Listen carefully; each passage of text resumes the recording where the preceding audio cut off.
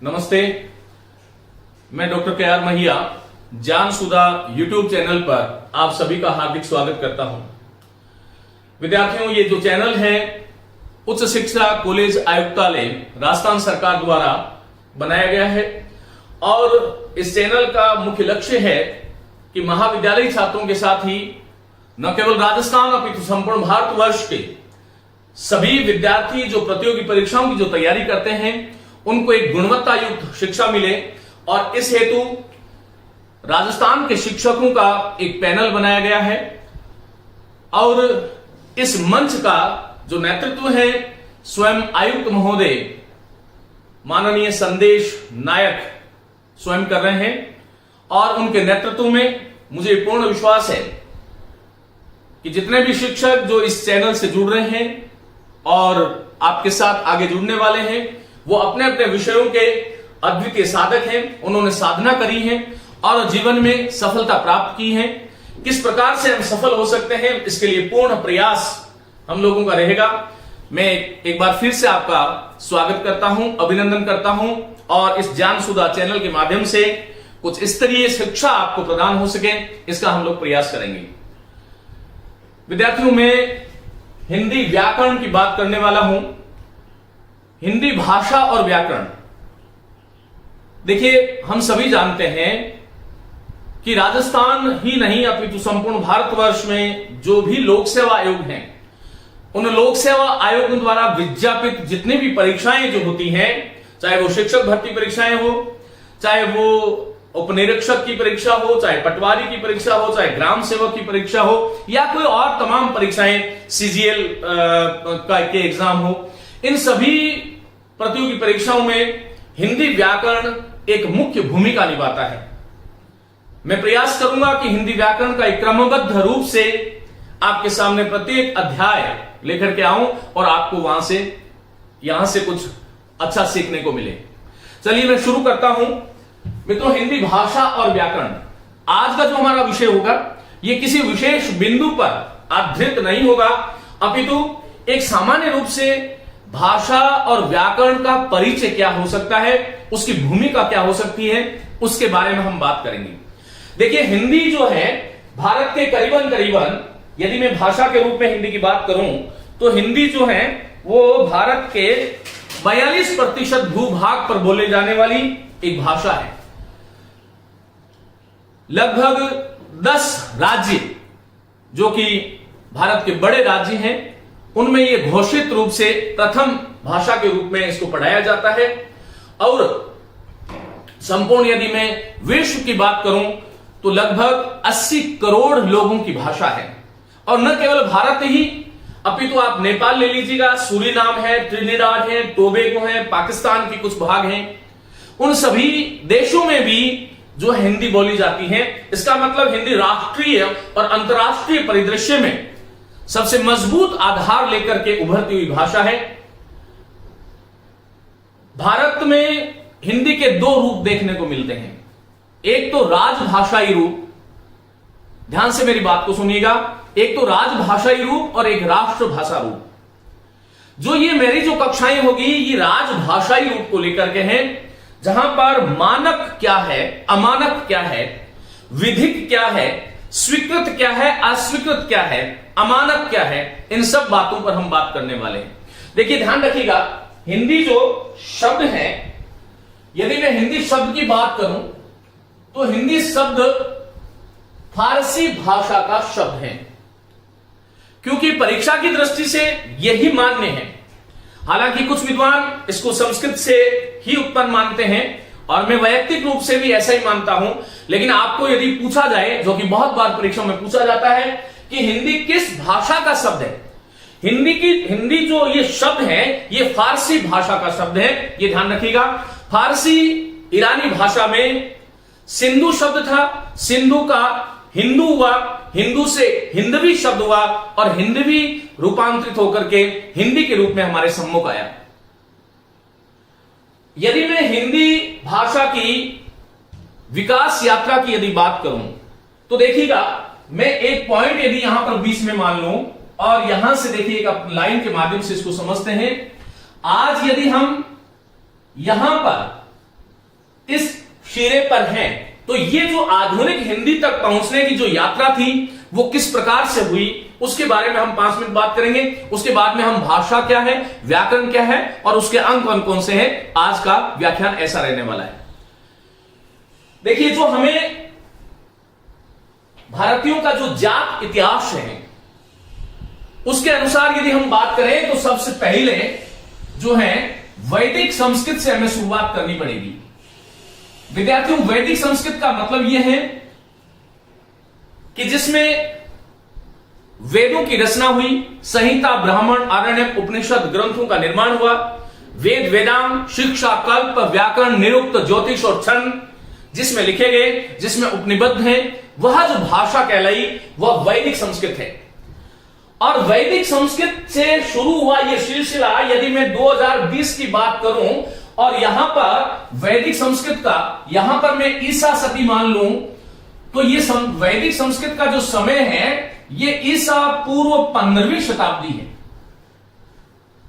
और आज 2020 चल रहा है। तो यहां से लेकर के यहां तक की जो यात्रा है करीबन 3500 वर्ष या 3520 वर्ष आप मान सकते हैं, क्योंकि अध्ययन की दृष्टि से हमें कोई ना कोई एक ऐसा विभाग करना पड़ेगा, कोई ना कोई ऐसा मानक बिंदु मानना पड़ेगा जहां से उस भाषा की शुरुआत होती है।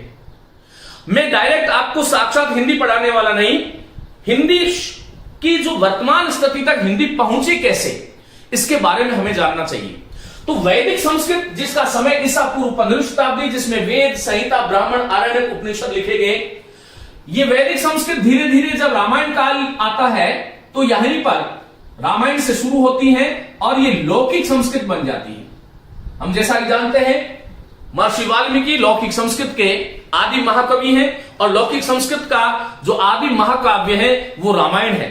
और जो पहला छंद है जिसे हम आदि छंद कहते हैं वह अनुष्टुप है। ये कुछ चीजें आपको और संदर्भ में भी काम आएगी, इसलिए आप मेरे साथ साथ नोट करते जाएं। रामायण, महाभारत मानी महर्षि वेदव्यास, वाल्मीकि, वेदव्यास, कालिदास, महाकवि भास, अश्वघोष, सुबंधु, बाणभट्ट, दंडी, ये जितने भी जो कवि जिनके मैंने नाम लिए ये लौकिक संस्कृत से संबंधित है। और जो हमारी ऋषि परंपरा है जिसमें हम अग्निदेव, सूर्यदेव, वरुण देव, पृथ्वी देव ये जो मानते हैं ये वैदिक संस्कृत है। और लौकिक संस्कृत में ये कवि है, यहां पर ऋषि शब्द आता है। वैदिक संस्कृत का कोई कवि नहीं होता, लौकिक संस्कृत में कोई ऋषि नहीं होता, यह भी आप ध्यान रखिएगा। तो वैदिक संस्कृत धीरे धीरे रूपांतरित होते हुए, देखिए भाषा का एक स्वरूप होता है, जब तक वह एक स्वरूप में रही तो हमने करीबन ईसा पूर्व 15वीं शताब्दी से लेकर के 8वीं शताब्दी तक का जो काल था, 8वीं ईसा पूर्व शताब्दी तक का जो काल था, अर्थात 700 वर्षों का जो कालखंड जो था, उसमें एक ही तरह की भाषा का व्यवहार हुआ।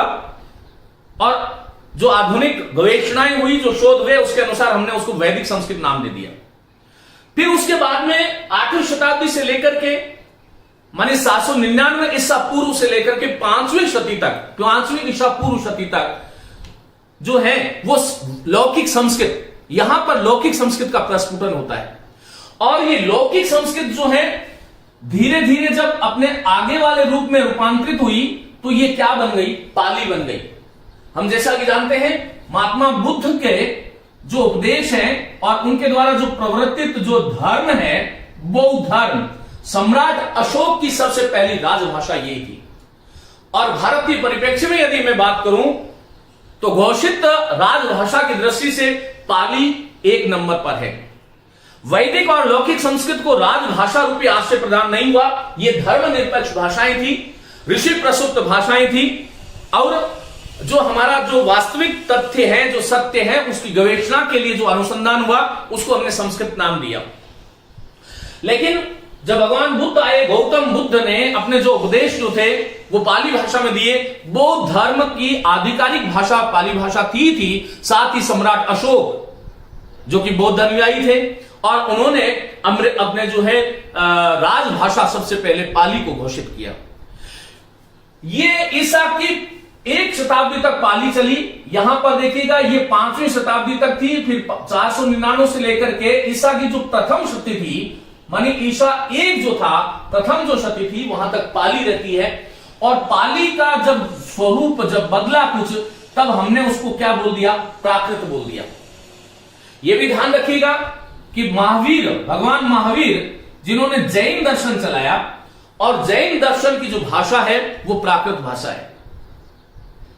मित्रों, हमें हिंदी तक पहुंचना है कि हमारा जो भाषिक इतिहास जो है वो हिंदी तक आया कैसे।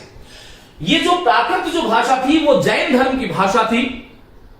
प्रकृते भवति प्राकृतम, यद्यपि प्राकृत को लेकर के कुछ यहां पर विद्वानों में, भाषाचार्यों में, वैयाकरणों में मतभेद भी है। कुछ का मानना है कि प्राकृत ही सबसे पहली प्रकृति से उत्पन्न जो स्वाभाविक जो सहज संचरित होने वाली जो भाषा है वो प्राकृति है। लेकिन चूंकि मैंने अभी पहले ही आपको कहा कि यहां पर शास्त्रार्थ नहीं, विद्यार्थियों का हित किसमें हो सकता है, तथ्य क्या है जिसको मानक माना गया है, वह यही है कि पाली से प्राकृत की उत्पत्ति होती है। कई बार आपको हिंदी भाषा के विकास का सही क्रम पूछ लिया जाता है, तो वैदिक संस्कृत, फिर लौकिक संस्कृत, फिर पाली, फिर प्राकृत। और प्राकृत जो है वो धीरे धीरे जब रूपांतरित हुई, ईसा की 5वीं शताब्दी तक प्राकृत का काल रहता है। इसके बारे में विस्तार से आपको नहीं बताना चाह रहा हूं, कभी कोई और व्याख्यान यदि इस संदर्भ में होगा, भाषा के उद्भव और विकास पर ही यदि हमारा जो है ध्येय होगा मेरा, तो उसके उस समय मैं इस पर विस्तार से बात करूंगा। ये प्राकृत जो थी, प्राकृत जब अपने मूल रूप से थोड़ी च्युत हुई, तब उसका नाम क्या हुआ, अपभ्रंश। आपको यह ध्यान रखना है कि अपभ्रंश एक भाषा है, यह ध्यान रखिएगा। अपभ्रंश एक भाषा भी है और अपभ्रंश एक शब्द भी है। अपभ्रंश शब्द जो है उसके दो अर्थ हो सकते हैं, ये एक शब्द भी है और यह एक भाषा भी है। जब शब्द की बात करूं तो अप उपसर्ग है, अप का अर्थ होता है दूर होना और भ्रंश मानी टूटना। किसी भी चीज का, किसी भी मौलिक चीज का कोई भी जो खंड जो टूट करके जो अलग होता है, जो उसका विकृत रूप होता है, जो उसका परिवर्तित रूप होता है, जो उसका खंडित रूप होता है, वह अपभ्रंश है। यदि मैं शब्द की दृष्टि से बात करूं तो वैदिक संस्कृत का लौकिक संस्कृत अपभ्रंश है, लौकिक संस्कृत का पाली अपभ्रंश है, पाली का प्राकृत अपभ्रंश है, और अपभ्रंश का अपभ्रंश जो है वह भी खड़ी बोली है। और खड़ी बोली का यदि अपभ्रंश यदि मैं मानूं तो वह हिंदी है। मेरी बात आप समझ गए होंगे, शब्द की बात कर रहा हूं, लेकिन ये शब्द नहीं है। यहां पर अपभ्रंश जो है ये एक भाषा है। और यदि भाषा की दृष्टि से बात करूं तो हिंदी का जो पूरा संपूर्ण परिवार जो सबसे ज्यादा ऋणी है, ये विकास यात्रा भले ही वैदिक संस्कृत से शुरू हुई, लेकिन हिंदी यदि सर्वाधिक किसी पर अवलंबित है वो अपभ्रंश पर अवलंबित है। विद्यार्थियों, अपभ्रंश के 6 रूप हैं। शोरसेनी है, महाराष्ट्री है, मागधी है, अर्धमागधी है, पैशाची है, ब्राचड़ है। और इसमें भी अपभ्रंश का जो शोर सैनी अपभ्रंश, जिससे पश्चिमी हिंदी, राजस्थानी और पहाड़ी बोलियों का विकास हुआ, वह हिंदी की सबसे समृद्ध थाती है। यह आपको ध्यान रखना चाहिए। अपभ्रंश धीरे धीरे जो है कई रूपों में बदलती है, और कई रूपों में बदलते हुए यूं कह सकता हूं कि यह खड़ी बोली के रूप में रूपांतरित होती है। यह आधुनिक काल की जब बात है, जब भारतेंद्र युग आता है, तो वहां पर खड़ी बोली का प्रचार हुआ। खड़ी शब्द के साथ में बोली लगा है, खड़ी एक बोली भी है, लेकिन खड़ी बोली एक भाषा भी है। और इस खड़ी बोली से सीधा संबंध किससे है, हिंदी से। तो हिंदी का जो मानक रूप जो है, यदि आपसे कोई पूछे कि हिंदी का मानक रूप क्या है, तो आपको ध्यान रखना है कि हिंदी का जो मानक रूप है वह खड़ी बोली है। अब देखिएगा, वैदिक संस्कृत वेद, लौकिक संस्कृत रामायण महाभारत, फिर बौद्ध धर्म की भाषा जो थी अभिधम पिटक, सुत्त पिटक, विनय पिटक, जो पिटकों की भाषा थी। भगवान बुद्ध के जो उपदेश थे वो पाली में थे। भगवान महावीर के जो उपदेश है वो प्राकृत भाषा में थे। जैन ग्रंथों की भाषा भी प्राकृत है। फिर उसके बाद में अपभ्रंश आए, और अपभ्रंश धीरे धीरे अवहट बन गई। अवहट जो है, यही अपभ्रंश जो है, अवहट इसको हमने बोला, ये इसी को चंद्रधर शर्मा गुलेरी पुरानी हिंदी के नाम से जानते हैं। फिर हमारे जो है हम जानते हैं कि रासो काव्य आया, वहां पर डिंगल और पिंगल बनी। फिर उसके बाद में यदि हम कबीर की भाषा की बात करें तो वो रूपांतरित होते हुए उसका नाम हमने सदुकड़ी दिया।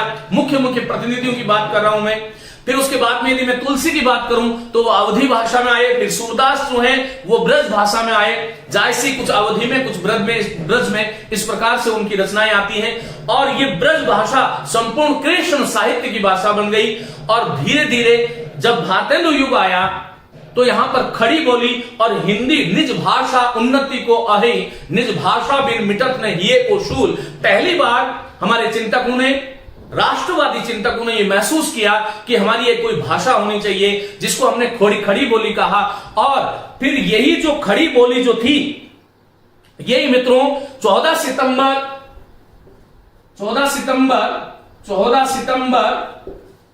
1949 को भारत की राजभाषा घोषित होती है। यहां पर एक और तथ्य आपको सीखना चाहिए। यदि मैं संवैधानिक दृष्टि से हिंदी की स्थिति की बात करूं तो हिंदी भारत की राजभाषा है, घोषित रूप से राजभाषा है, यह ध्यान रखिएगा। लेकिन अघोषित रूप से, क्योंकि भारत के अधिसंख्यक जनसमूह की अभिव्यक्ति का माध्यम हिंदी है, इसलिए अघोषित रूप से हिंदी जो है भारत की राष्ट्रभाषा है। इसलिए मैं कहता हूं कि हिंदी के दो रूप हो गए, एक तो राजभाषाई रूप, एक राष्ट्रभाषाई रूप। यहां पर ये जो कक्षाएं जो होगी ये राजभाषाई रूप की होगी, राष्ट्रभाषाई की नहीं। राष्ट्रभाषाई हिंदी का वह रूप है, राष्ट्र के अधिसंख्यक लोगों के जो संपर्क की भाषा है वह राष्ट्रभाषा है। लेकिन जो संवैधानिक दृष्टि से राजकाज की जो भाषा है वह राजभाषा है। हमें यह ध्यान रखना चाहिए। कई बार इस शब्द का विग्रह पूछ लिया जाता है। राजभाषा राजकाज की भाषा है, राष्ट्रभाषा राष्ट्र के अधिसंख्यक लोगों के संपर्क की भाषा है, अभिव्यक्ति की भाषा है। हम हमारे विचार, भारतीय अपने विचार करीबन 80% लोग भारत के जो हैं, जिसे हम हिंदुस्तान कहते हैं, वहां के लोग 80% लोग, मेरे पास कोई ऐसा रिसर्च नहीं है लेकिन एक हम बड़े मोटे रूप से कह सकते हैं कि 80% लोग जो है अपना स्वप्न जो है हिंदी भाषा में देखते हैं। वो उसकी कोई बोली हो सकती है। तो इसका मतलब हमारी जो रक्त में समाहित जो भाषा है वह हिंदी है। भले ही ये घोषित नहीं हो, अघोषित रूप से, और भारत की कोई दूसरी राष्ट्रभाषा नहीं हो सकती, घोषित रूप से ये राजभाषा है। और यह भी ध्यान रखना कि भारत के संविधान के अनुच्छेद 343 से लेकर के 351 तक, 343 से लेकर के 351 तक जो है अनुच्छेद जो है उसमें इस राजभाषा संबंधी प्रावधानों का विस्तार से वर्णन किया गया है। इसके बारे में कभी हम बात करेंगे, ये पूरा अलग से बिंदु है। मेरा अभी का लक्ष्य केवल इतना था कि हम हिंदी तक पहुंचे कैसे। और विद्यार्थियों, आप लोगों को यह जानना चाहिए कि ये वैदिक संस्कृत से शुरू हुई यात्रा खड़ी बोली पर आकर के हिंदी के रूप में रूपांतरित हो जाती है। लेकिन हिंदी यहां भी रुकने वाली नहीं थी। हमारी परंपराओं में ऐसा माना गया कि अयम निजः परो वेति गणना लघुचेतसाम उदार चरिता नाम तो वसुधैव कुटुंबकम। यदि मैं विशेष करके 16वीं शताब्दी के आरंभ में या फिर 18वीं शताब्दी तक, ये जो 200 वर्षों का जो कालखंड था, इस कालखंड में विदेशी आक्रांताओं ने भारत पर आक्रमण किए, यहां पर आकर के अपनी स्थायी रूप से बस्तियां भी बसाई, चाहे वो डच थे, चाहे फ्रांसीसी थे, चाहे वो अंग्रेज थे या कोई वो और थे, मुगल थे। और उन्होंने वह जब यहां से आकर के हमारे यहां पर हम उनसे आक्रांत हुए, हमारे पर युद्ध थोपे गए, और जब हमारे यहां पर देश में उनका प्रश्रय हुआ तो वह अपनी संस्कृति भी साथ में लेकर आए। और भारतीयों ने अपने उदार हृदय से उनकी संस्कृति को तो अपनाया ही, लेकिन साथ ही उनकी भाषा को भी अपनाया। और यही कारण है कि जिसे आज हम हिंदी कहते हैं, ये हिंदी कोई एक भाषा नहीं है। ये ध्यान से सुनिएगा, हिंदी कोई एक भाषा नहीं है, अपितु ये भाषाओं का एक समुच्चय है। हां, आप ठीक सुन रहे हैं, ये एक भाषाओं का समुच्चय है जिसमें वैदिक और लौकिक संस्कृत से जो शब्द लिए गए उसको हमने क्या बोल दिया, वह तत्सम शब्द थे। ये तत्सम शब्द हम यूं कह सकते हैं कि हिंदी की आधार भूमि तैयार करते हैं। ये हिंदी का वो प्रांगण है, ये हिंदी के तत्सम शब्द वह नींव है जिसके ऊपर हिंदी का विशाल भवन अनंत काल तक जो है जो अपना स्थायित्व प्रदान करेगा, स्थायी रहेगा, वह झरझर नहीं हो सकता। इस तत्सम शब्दावली ये जो है ये हिंदी की आत्मा है। और इस तत्सम शब्दावली का हमने ग्रहण कहां से किया? वैदिक और लौकिक संस्कृत से। वैदिक संस्कृत में जो अग्नि शब्द जो प्रयुक्त हुआ, लौकिक संस्कृत में भी प्रयुक्त हुआ, लेकिन अग्नि जो वैदिक संस्कृत में प्रयुक्त हुआ या लौकिक संस्कृत में प्रयुक्त हुआ, यह विषय नहीं है। यह अग्नि आज भी हिंदी का हिस्सा है। इस अग्नि शब्द का व्यवहार आज भी हम हमारे दैनंदिन जीवन में किया करते हैं। यह अग्नि धीरे धीरे, अग्नि से क्या बन गया बोलो? आग बन गया। हस्त से क्या बन गया? हाथ बन गया। और हस्ती से क्या बन गया? हस्ती मूल शब्द था, हाथी बन गया। और घोटक से क्या बन गया? घोड़ा बन गया। घोटक से क्या बना? घोड़ा बना। और कर्ण से क्या बना? कान बना। और दुग्ध से क्या बना? दुग्ध से क्या बना बोलो? दूध बना। तो धीरे धीरे हमारी परंपराओं में भाषा निरंतर विकसनशील है, परिवर्तनशील है। भाषा को व्याकरण अपनी सीमाओं में आबद्ध नहीं कर सकता। आप लोग इस बात को समझिएगा। व्याकरण भाषा को चला नहीं सकती। व्याकरण भाषा को केवल एक इशारा दे सकती है, एक संकेत दे सकती है कि इस प्रकार के कुछ मानक नियम है, उस पर जो है हमें इन मानक व्यवहारों का हमारे आचरण में वह प्रयोग होना चाहिए। लेकिन व्याकरण भाषा को धमकी नहीं दे सकती। व्याकरण अपनी सीमाओं में भाषा को कभी बांध नहीं सकती। इसलिए मैं कहता हूं कि भाषा प्रवाहमान निर्जर है, ये सदैव बदलती रहती है। निरंतर विकसनशील प्रक्रिया में इसमें बहुत सारे नए शब्द जुड़ते जाते हैं। हमारी आगे की जो संस्कृतियां जो 500 वर्ष की होगी, उनके सम्मुख भाषा का एक नया स्वरूप होगा, वो स्वीकार्य भी होगा।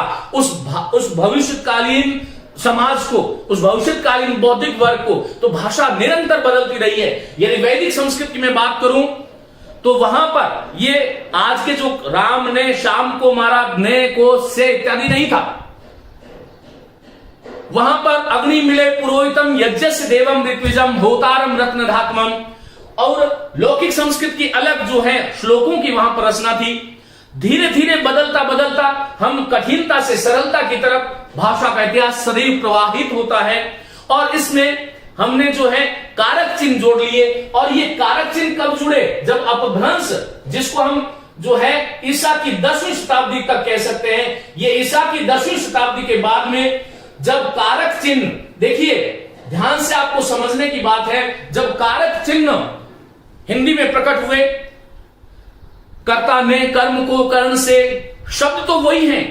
शब्द आज भी अग्नि हस्त बोला जाता है हिंदी में। मैं मेरे हस्त द्वारा लिखता हूं, तो हस्त के द्वारा, ये के द्वारा जो शब्द है, ये हिंदी की पहचान है।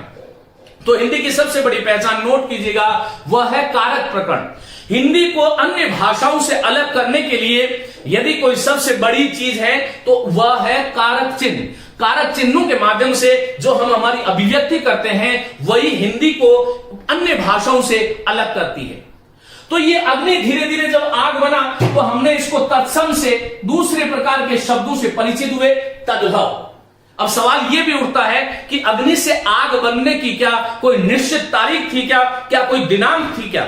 तो विद्यार्थियों, ये आपको जानना चाहिए कि धीरे धीरे इसका कोई हैप्पी बर्थडे का एक निश्चित डेट नहीं है। मेरी एक निश्चित डेट है कि मैं किस दिन पैदा हुआ, लेकिन किसी शब्द का निश्चित दस्तावेज नहीं होता। परंपराओं से धीरे धीरे न जाने कब परिवर्तित होकर के अग्नि ही क्या बन गया? आग बन गया। हस्त कब हाथ बन गया नहीं पता, लेकिन हमें यह पता है कि ये जो हाथ है, इसका जो रूट है, इसका जो जड़ है, इसका जो बीज है, वो हस्त से आया है। अग्नि का जो बीज है, आग का जो बीज है, वह अग्नि से जुड़ता है। हाथी का जो बीज है, वह हस्ती से जुड़ता है। इसलिए हमने तत्सम का अर्थ होता है, तत् अर्थात उसके, याद रखिएगा, उसके, सम अर्थात समान। किसके समान? ऐसे शब्द जो संस्कृत के समान हिंदी में प्रयुक्त होते हैं, वह तत्सम है। ऐसे शब्द जो संस्कृत के समान आज भी हिंदी में प्रयुक्त हो रहे हैं, वह तत्सम है। थोड़ा सा यदि और आगे आपको लेके जाऊं तो वह तमाम शब्द जो किसी भाषा के मूल शब्द हैं, चाहे वो किसी भी भाषा के मूल शब्द हैं, उसको हम तत्सम कह सकते हैं। लेकिन यहां पर तत्सम का मतलब है उसके समान, तत् अर्थात उसके, सम अर्थात समान। किसके समान? ऐसे शब्द जो वैदिक और लौकिक संस्कृत में जिस रूप में प्रयुक्त होते थे, हिंदी में भी आज उसी रूप में प्रयुक्त जो हो रहे हैं वह तत्सम शब्द है। Derived from Sanskrit and use as it is, उसमें कोई चेंज नहीं किया गया। हस्त को जब मैं हस्त बोल रहा हूं वो तत्सम है, लेकिन तद्भव कब हुआ? तद का अर्थ है उससे, और भव माने उत्पन्न, उससे उत्पन्न। किससे उत्पन्न? जो तत्सम से उत्पन्न होकर के, रूपांतरित होकर के धीरे धीरे हमारी परंपराओं ने, न जाने कब वह दिन आया जब हमारी परंपराओं ने अग्नि को आग बोलना शुरू कर दिया। हालांकि अग्नि के बीच में अग्नि आया, अग्नि से आग बना। हस्त के बीच में हथ आया था।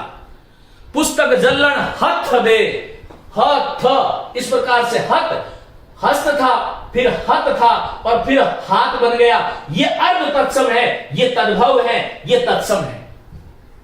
लेकिन यह विषय आज का नहीं है। मैं ये बता रहा हूं कि हिंदी की जो शब्द संपदा है वह आखिर किस प्रकार से समृद्ध हुई, आज तक की हिंदी तक हम आए कैसे।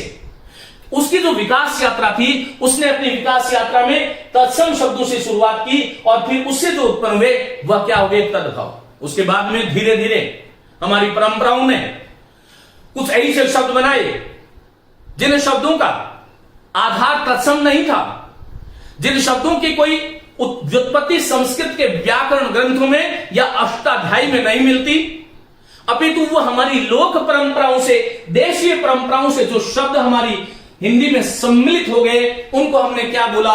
देशज शब्द बोला। देशज का अर्थ होता है देश विशेष में जन्म लेने वाला। तो वही सारे के सारे शब्द जो जिनकी कोई व्युत्पत्ति नहीं है, हड़बड़ाहट है, घबराना है, निखारना है, ये जितने भी शब्द है, खटाखट, खचाखच, कटाकट, छटासट, फटाफट, हाथों हाथ, रातों रात, ये जितने भी जो शब्द इस प्रकार से हमने जो बनाए और जो आज हिंदी की बड़ी ठाक खाती है वो शब्द, उन शब्दों को हमने क्या बोला? देशज शब्द बोला।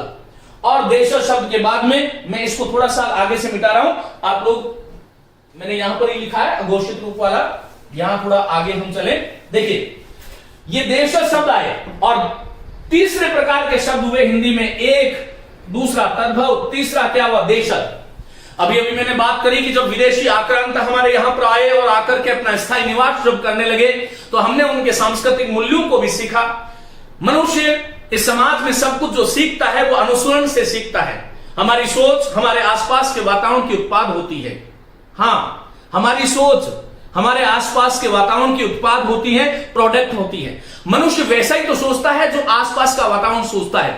तो जब विदेशी आए और उनके शब्दों को आज हमने हिंदी भाषा में स्वीकार कर लिया, उनको हमने विदेशज बोला। और ये विदेशज शब्द आज हमारे लिए पराये नहीं है, ये अपने ही हो गए हैं। यदि मैं बात करूं और मैं बोलूं कि महाविद्यालय आयुक्तालय, तो कदाचित हो सकता है कि मेरे साथी भी इस बात को एक बार के लिए नहीं समझ पाए, क्योंकि हम महाविद्यालय की जगह किसका प्रयोग करने लग गए? कॉलेज का। इस कॉलेज शब्द को यदि मैं देखूं तो ये वस्तुतः क्या है? विदेशज शब्द है, आंग्ल भाषा का शब्द है। आप प्रतिदिन सुबह उठ करके चाय पिया करते हैं, आप प्रतिदिन उठ करके किचन में जाते हैं, आप जब भी आवश्यकता होती है हॉस्पिटल जाते हैं, आप सेक्रेटरीट चले जाते हैं। ये सारे के सारे शब्द आज हिंदी में धड़ल्ले से बिखरे हैं और हिंदी की एक खाती भी मान सकता हूं। लेकिन आप चिंतन कीजिएगा विद्यार्थियों कि आप पिछली बार महाविद्यालय कब गए थे? आप कॉलेज रोज जाते हैं, आपने पिछली बार स्कूल कब गए थे? पिछली बार विद्यालय कब गए थे? हम सब लोग स्कूल बोलते हैं और स्कूल हमारे रक्त में इस प्रकार से प्रवाहित हो रहा है, इस प्रकार से संचरित हो गया कि आज हमें लगता है कि स्कूल हिंदी का शब्द है। और उसको हमने देवनागरीकरण भी कर दिया और स्कूल इस प्रकार से लिखने लगे, कॉलेज इस प्रकार से लिखने लगे। और ये तो छोड़िए, इससे आगे हमने बहुवचन भी हिंदी के हिसाब से कॉलेजें बना लिया, स्कूल्स के हिसाब से स्कूलें बना दिया, ट्रेन के हिसाब से ट्रेनें बना दिया। हम कब लोहपतगामिनी या शंकर शब्द रेलगाड़ी है उस पर हम जाते हैं। तो इस प्रकार के जो शब्द हमारी हिंदी की शब्द संपदा में जो सम्मिलित हुए वो चौथे स्थान पर आते हैं। और वो चौथे स्थान पर आने वाले जो शब्द हैं वह विदेशज शब्द हैं। और ये आपको पढ़ना पड़ेगा प्रतियोगी परीक्षाओं की दृष्टि से। आपसे कई बार ये पूछा जाता है कि हिंदी में कितने प्रकार के शब्दों का प्रचलन है, तो 5 प्रकार के शब्द हैं, तत्सम, तद्भव, देशज, विदेशज। और हम यहां तक भी नहीं रुके और एक नई प्रजाति का शब्द हमने गढ़ लिया, उसको हमने संकर कहा। देखो एक तो ध्यान रखना, ये होता है शंकर, शिव वाला, शम करोति थी, शंकर जो शांत करता है वह शंकर। और एक ये शंकर, शंकर का अर्थ है मिश्रित। ये शब्द युग में पूछा जाता है, ये शंकर जो है ये शिव है, ये शंकर शिव है, शंकर का अर्थ मिश्रित होता है। तो दो भिन्न भिन्न भाषाओं के शब्दों को भी हमने बना लिया। हम बहुत बार देखते हैं जब हॉस्पिटल में जाते हैं, चिकित्सालय में जाते हैं, हालांकि आजकल चिकित्सालय में हम नहीं जाते हैं, हॉस्पिटल ही जाते हैं या अस्पताल जाते हैं, लेकिन वहां पर एक कक्ष होता है, ऑपरेशन कक्ष। आप कभी विचार कीजिएगा, ऑपरेशन शब्द हमारा नहीं है, हमारा शब्द तो है शल्य, शल्य चिकित्सा। तो शल्य जो चीर फाड़ की जाती है वो शल्य। लेकिन यदि शल्य वहां पर कोई लिख दे तो सामान्य व्यक्ति के लिए तो बड़ा जी का जंजाल हो जाएगा, क्योंकि भाषा में वैदुष्य काम नहीं आता। अभिव्यक्ति का सहजता, अभिव्यक्ति की सरलता जिसमें हो वही भाषा है। तो ये जो ऑपरेशन कक्ष जो शब्द है, ऑपरेशन और कक्ष, इसमें देखिए ऑपरेशन किसका शब्द है, इंग्लिश का शब्द है, और कक्ष हमारा शब्द है। दो भिन्न भिन्न भाषाओं से जिन शब्दों का निर्माण होता है उसे हम संकर शब्द कहते हैं। इसी प्रकार जिलाधीश, जो डीएम कलेक्टर महोदय जो है, जिला शब्द जो है वह विदेशज है, और अधीश शब्द हिंदी का है, संस्कृत का है।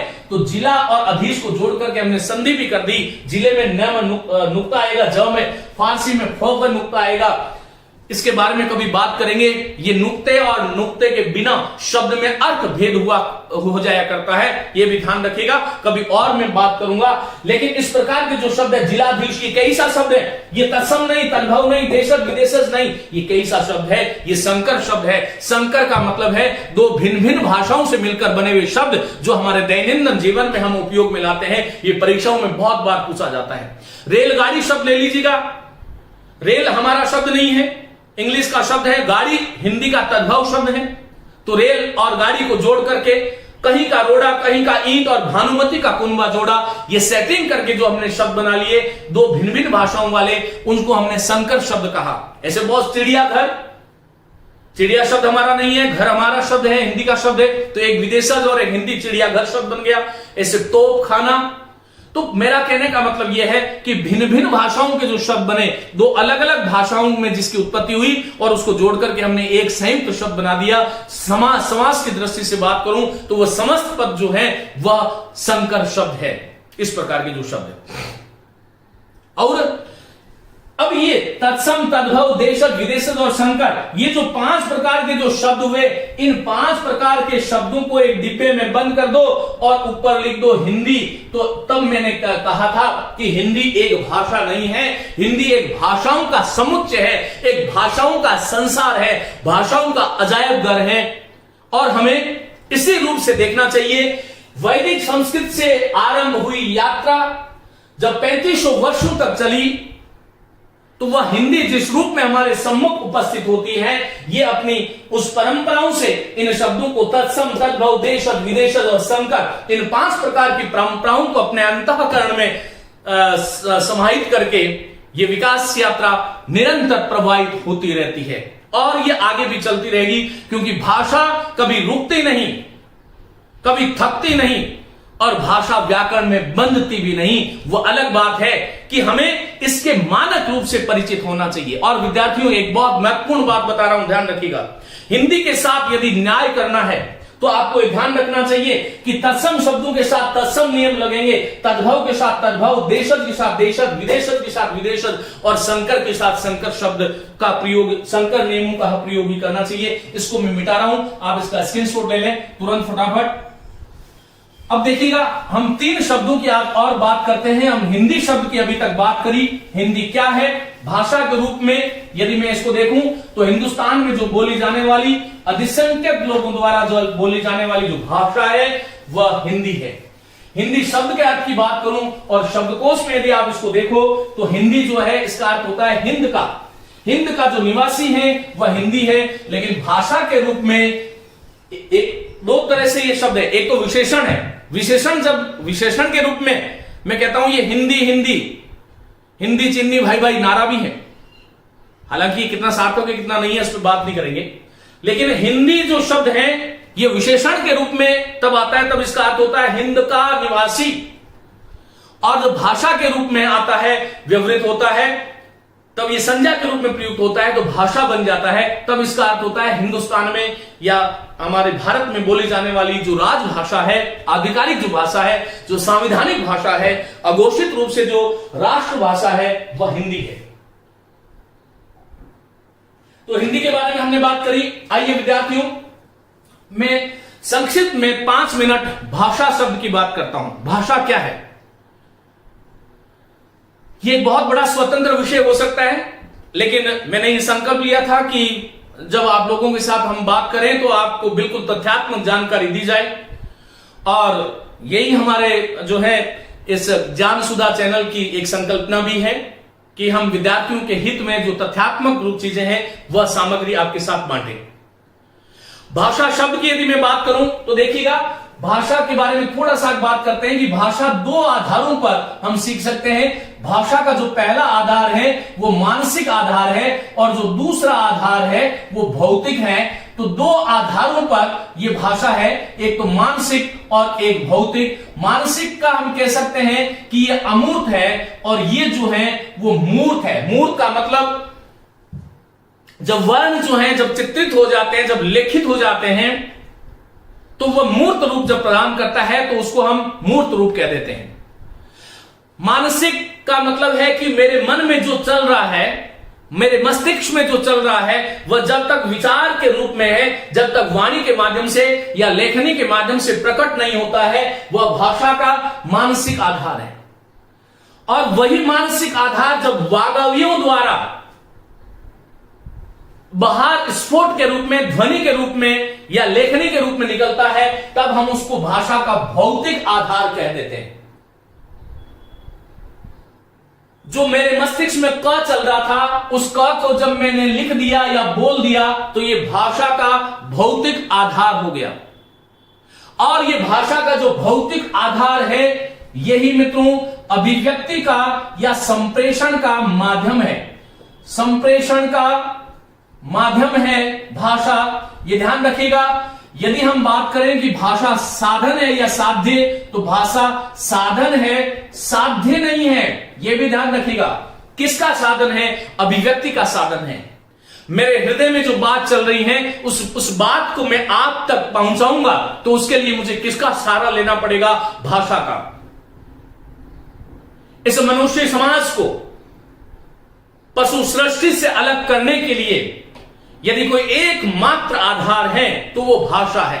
इस भाषा के फिर हम अभिव्यक्ति के आधार पर 2 भेद कर देते हैं। ये भाषा के आधार के रूप में 2 भेद है, और अभिव्यक्ति के आधार पर हम 2 भेद कर देते हैं।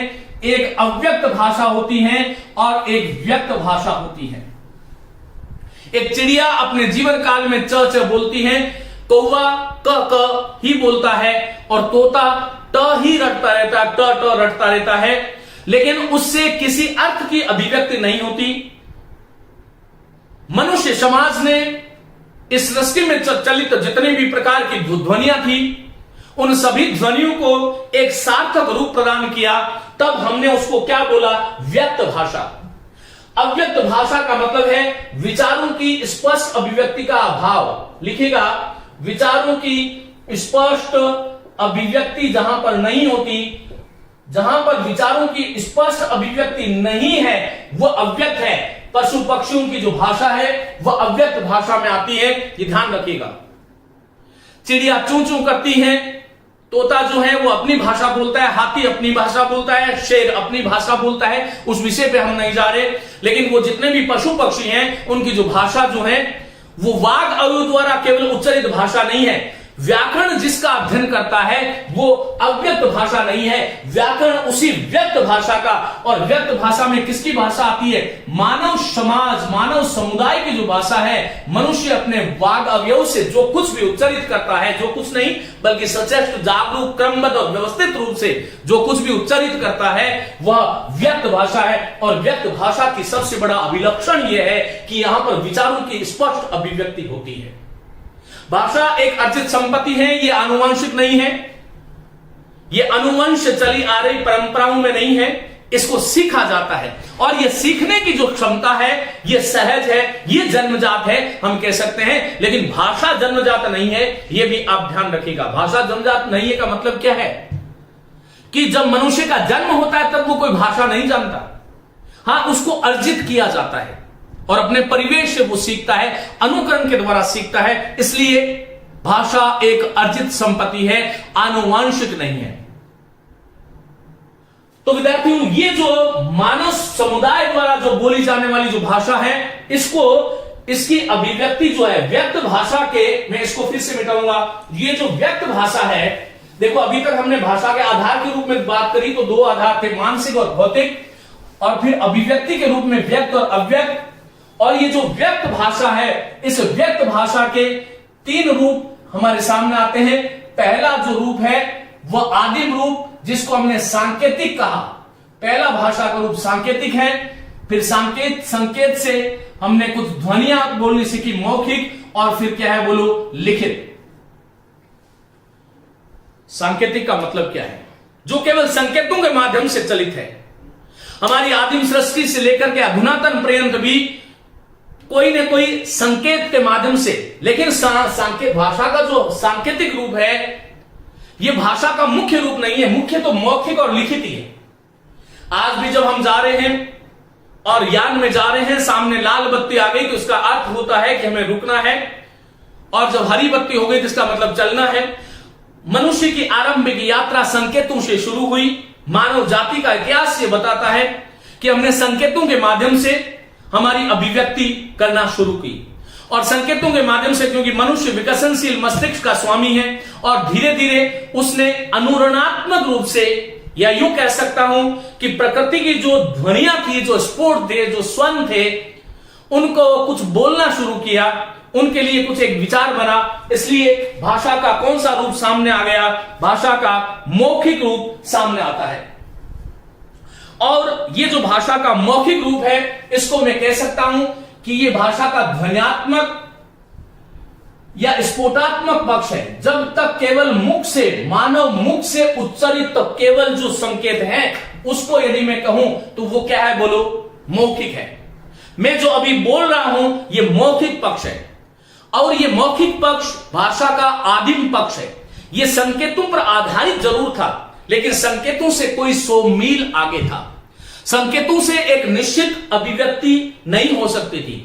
कोई भी वाक्य संकेत में नहीं कहा जा सकता। ध्यान दीजिएगा, कोई एक जो है किसी एक भाव को जरूर व्यक्त किया जा सकता है संकेत के माध्यम से। मैं जब ऐसे करता हूं इसका मतलब आना है, ऐसा करता हूं जाना है, ऐसा करता हूं बैठना है, और भी तरीके हैं। हाव भाव, आंगिक चेष्टाएं जो है वो संकेतों के माध्यम से चालित होती है। लेकिन मुख जो है, इस मुख के माध्यम से जो ध्वन्यात्मक रूप से, जिसको स्फोटात्मक कहते हैं, और भाषा विज्ञान में जिसको स्वन नाम दिया गया है, वह भाषा का मौखिक आधार है। हमें ऐसा जानना चाहिए। ये मित्रों, ये मौखिक रूप जो है ये भाषा का आरंभिक रूप है। भाषा का आरंभिक, या जिसको हम कह सकते हैं कि अलिखित रूप है। भाषा का अलिखित रूप है, वह क्या है बोलो? मौखिक रूप है। और यह भाषा का समीपस्थ अभिव्यक्ति का माध्यम है। आरंभ में मौखिक जो भाषा थी एक समीपस्थ अभिव्यक्ति का माध्यम हुआ करती थी। आज तो मैं अजमेर से बोल रहा हूं, हो सकता है कि कोई कन्याकुमारी से, कोई कश्मीर से, कोई कर्नाटक, केरल से बैठा व्यक्ति भी मुझे सुन रहा है। लेकिन आरंभ में जो भाषा का जो समीपस्थ माध्यम था, भाषा का आरंभिक अलिखित, जिसको ध्वन्यात्मक या स्फोटात्मक रूप कहते हैं, यह भाषा का मौखिक पक्ष से जुड़ी हुई चीज है। यदि मैं बात करूं कि मौखिक जो पक्ष है, मौखिक भाषा की जो आधारभूत इकाई है, मेरे साथ साथ लिखिएगा, मौखिक भाषा की जो आधारभूत इकाई है मित्रों, ये इकाई क्या है बोलो? ध्वनि है। जबकि लिखित भाषा की जो आधारभूत इकाई है वह वर्ण है। आपको इस प्रकार से ध्यान रखना है। अब तीसरा जो रूप आया वो क्या आया बोलो? लिखित रूप आया। और भाषा का लिखित रूप ही एक तरह से प्रामाणिक है। भाषा के उच्चारित रूप को, भाषा के उच्चारित रूप को लिपिबद्ध जब कर दिया, जब हमने उच्चारित रूप को, क जो मैंने बोला था उसका कोई एक संकेत बना दिया, ये क है, ये ख है, तो ये क्या है, भाषा के उच्चरित रूप को लिपिबद्ध जो करना है ये मौखिक रूप है। और ये जो मौखिक रूप है, वर्तनी का संबंध इसी से होता है। वर्तनी का संबंध ध्यान रखिएगा, वर्तनी का जो संबंध है, क्योंकि उच्चारण का संबंध तो इससे है। मौखिक पक्ष जो है इसमें उच्चारण का संबंध है, इसमें वर्तनी का संबंध है। भाषा का जो मानक रूप है वो मानक रूप किससे जुड़ा है कि लिखित पक्ष जुड़ा है, ये भी ध्यान रखिएगा। लिखित रूप की यदि मैं आगे बात करूं तो ये भाषा का या अभिव्यक्ति का समीपस्थ और दूरस्थ दोनों प्रकार का माध्यम है। ये समीप में भी है, दूरस्थ भी है। मैंने एक पुस्तक लिखी, उस पुस्तक को यदि मैंने दूर तक भेज दिया तो मेरी जो अभिव्यक्ति थी वो आपके हृदय तक अवश्य आएगी। तो इसका मतलब समीपस्थ और दूरस्थ रूप जो है भाषा का वो लिखित रूप है। दूसरी बात बहुत ध्यान रखिएगा, जो साहित्य का संरक्षित रूप है, जो स्थायित्व प्रदान करता है साहित्य को, जो वाङ्मय को स्थायित्व प्रदान करता है, जो विचारों को स्थायित्व प्रदान करता है, वह क्या है बोलो, लिखित रूप है। क्योंकि वेद का एक नाम श्रुति है और श्रुति का मतलब केवल श्रवण परंपरा से रक्षित था। जिस दिन हमने उसको लिख दिया तब हमने उसको वेद कहा। हालांकि वेद कहने के पीछे और माध्यम है और कोई आधार है, लेकिन आपको समझाने के लिए कह सकता हूं कि श्रुति अर्थात श्रवण परंपरा जो थी वो मौखिक परंपरा से रक्षित था, लेकिन साहित्य का जो संरक्षित वास्तव में जो रूप है और स्थायित्व प्रदान करने वाला वो लिखित है। और इस लिखित रूप की जो आधारभूत जो इकाई है वो वर्ण है। मैं आज आपको ध्वनि, वर्ण, शब्द, पद, वाक्य, भाषा नहीं पढ़ा रहा, मैं एक व्याकरण का परिचय दे रहा हूं। मित्रों, इसके साथ ही यह जान लेना चाहिए कि जो भाषा शब्द है उसके मूल में भाष धातु है, और संस्कृत की दृष्टि से बात करूं तो टाप प्रत्यय है, और हिंदी की दृष्टि से यदि मैं बात करूं तो आप प्रत्यय है। भाष जो शब्द है इसका अर्थ होता है बोलना, कहना, प्रकथन करना, उच्चारण करना, जबान, वक्तृता, शैली। और वो कैसी होनी चाहिए मैं बता चुका हूं। ये कौन सी भाषा की बात करेंगे हम, व्यक्त भाषा, जो मनुष्यों की भाषा है उसकी हम बात करेंगे। मैंने भाषा के बारे में आपको 3-4 आधार प्रदान किए। इसका मतलब मानव मन के विचारों को पूर्णता एवं स्पष्टता के साथ प्रकट करने का जो सरल और सशक्त शब्दमय जो साधन है, ध्यान रखिएगा, जो शब्दमय साधन है उसी का नाम भाषा है। और ये भाषा मनुष्य समाज की, मानवीय संस्कृति की सबसे बड़ी खोज है। अधुनातन पर्यंत जितने भी अनुसंधान, जितने भी खोज और जितने भी आविष्कार हुए, भाषा का आविष्कार हमेशा ही सदैव प्रथम पायदान पर रहेगा। क्योंकि मनुष्य सृष्टि के पास यदि कोई सबसे अद्भुत, विलक्षण, अद्वितीय चीज है तो वो भाषा ही है। इसलिए कहा, इदम अंधतमा कृतस्नम जायेत भुवन त्रयम यदि शब्दावयम ज्योतिर आ संसारम न दीप्यते।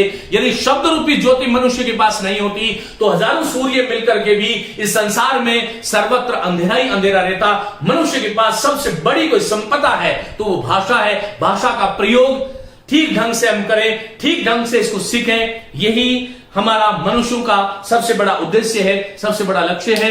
आज की जो कक्षा थी उसमें मैंने हिंदी की विकास यात्रा आपको बताई, भाषा के बारे में बात करी। आगे मैं बात करूंगा व्याकरण और व्याकरण की जो विभिन्न संक्रियाएं हैं, चाहे वो संधि, समास, उपसर्ग, प्रत्यय, चाहे वर्ण विचार हो, चाहे संज्ञा, सर्वनाम, विशेषण, लिंग, वचन, कारक, काल, वाच्य, पुरुष हो, तमाम चीजों पर हम एक क्रमबद्ध रूप से बात करेंगे। लेकिन मैं आपसे उम्मीद करता हूं और बहुत शुभकामनाएं भी देता हूं कि ये जो चीजें हैं, मैं चाहता हूं कि मेरा ये विद्यार्थी वर्ग जो है ये तोता नहीं बने, ये रट्टू तोता नहीं बने, ये कुछ सीखे। मनुष्य की सबसे बड़ी पहचान होती है वो गवेषणा करता है, वो चिंतन करता है। अपने मस्तिष्क को खुला रखें, मस्तिष्क हमेशा खुलने से ही काम करता है। और मैं आपसे उम्मीद करता हूं कि आप पूर्ण खुले हुए मन से इन विचारों का स्वागत करेंगे।